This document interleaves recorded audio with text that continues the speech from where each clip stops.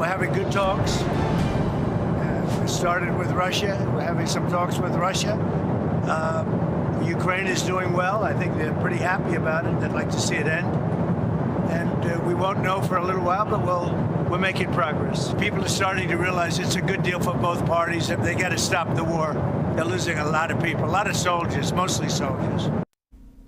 And you heard it there. President Trump says they are making progress in peace talks to end the 4-year war between Russia and Ukraine. That message comes after a U.S. official told CBS News yesterday that Ukraine, quote, agreed to a peace deal with only minor details left to sort out. But the Kremlin is throwing cold water on that optimism. According to Reuters, when asked if a peace deal was near, a Russian spokesperson said it's, quote, premature to say. Let's bring in CBS News intelligence and national security reporter Olivia Gazis. Olivia, we heard the president touch on that 28-point peace plan yesterday, but did he give any updates on how it's been revised? Yes, Mugo, and it's worth noting that at this point we're now in the second pendulum swing of revisions to that original 28-point plan, which officials here did say was backed by the U.S.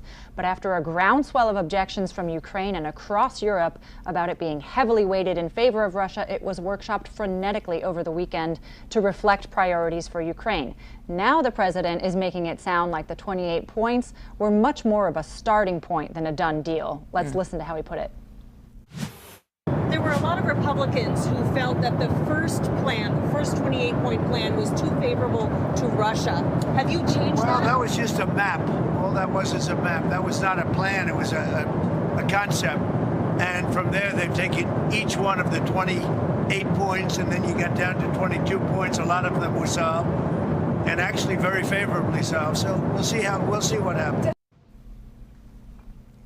So an evolution in the number of points, but as you mentioned, Russia is so far distancing itself from the process overall, even as U.S. officials are telling us there's still optimism and momentum in these parallel diplomatic talks that continue involving Ukraine and Russia. The president also said that his envoy, Steve Witkoff, and possibly his son-in-law, Jared Kushner, are expected to go to Russia next week, and Army Secretary Dan Driscoll is continuing to engage with the Ukrainians. And the president also talked about security guarantees and says it's something that will be worked out with Europe. This is a must for President Zelensky and his team, right? Absolutely. Alongside the question of what territory Russia is going to ultimately get to hold, security guarantees are the paramount concern right now for Ukraine. After it was attacked by Russia in 2014 and 2022, Kyiv sees them as the only real way to prevent another invasion, even if there's a ceasefire in between. And it's not just Ukraine that's sounding the alarm. German military and intelligence officials have been publicly warning now that Russia could be preparing for the option, at least, of targeting NATO within the next 4 years. So the big question on this is, where is the U.S. going to be?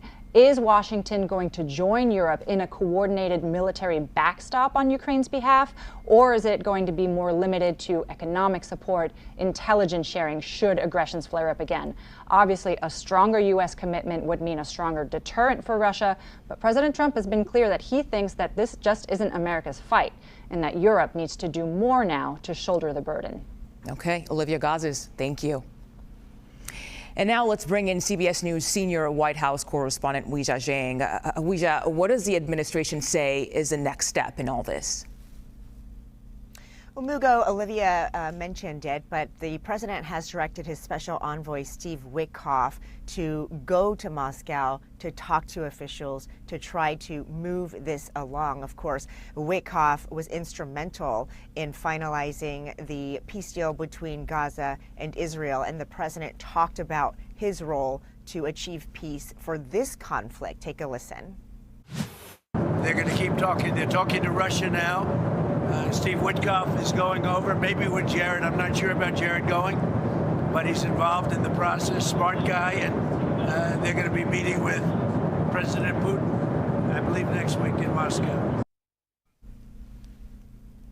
The president was referring to his son-in-law, of course, Jared Kushner, who worked hand in hand with Witkoff to secure a peace deal in Gaza. And so you just heard the president there say two of his top and most trusted aides will be attempting to do the same for this conflict. They have all expressed much optimism from this administration about progress. It has been much more measured from Russia and Ukraine, who agree there's progress, but certainly not as much and moving as quickly as we are hearing from the White House. Mugo. And Wisha, speaking of Special Envoy Steve Witkoff, what can you tell us about some recently leaked audio? It was actually a transcript of a conversation that was published by Bloomberg that is a rare glimpse into how these conversations happen between top negotiators. And basically, Witkoff is talking to a top negotiator in Russia about how the Russians should approach President Trump, who was going to have a call with Russian President Vladimir Putin, basically coaching them on what to say, on how to flatter President Trump. And lawmakers here in Washington, both Democrats and Republicans, are furious because they say it's an example of how much more Witkoff favors Russia, which they say was presented in that initial 28-point peace plan that Olivia was just talking about. President Trump pretty much brushed this off when he was asked about this leaked transcript, and he said it's just part of typical deal making. We also have sound of that for you. Take a listen. I haven't heard it, but I heard it was standard negotiation. So you're not worried that he's too pro-Russian? No, I think, look, this war could go on for years, and Russia's got a lot more people, got a lot more soldiers, you know. So I think if Ukraine can make a deal, it's a good thing. I think it's great for both. And so the president is downplaying Witkoff and certainly has no intention of moving him from that critical role in trying to broker this agreement, as we know that he plans to head to talk to Putin in Russia next week. Mugo? Okay, Wisha Zhang, thank you so much for your time today.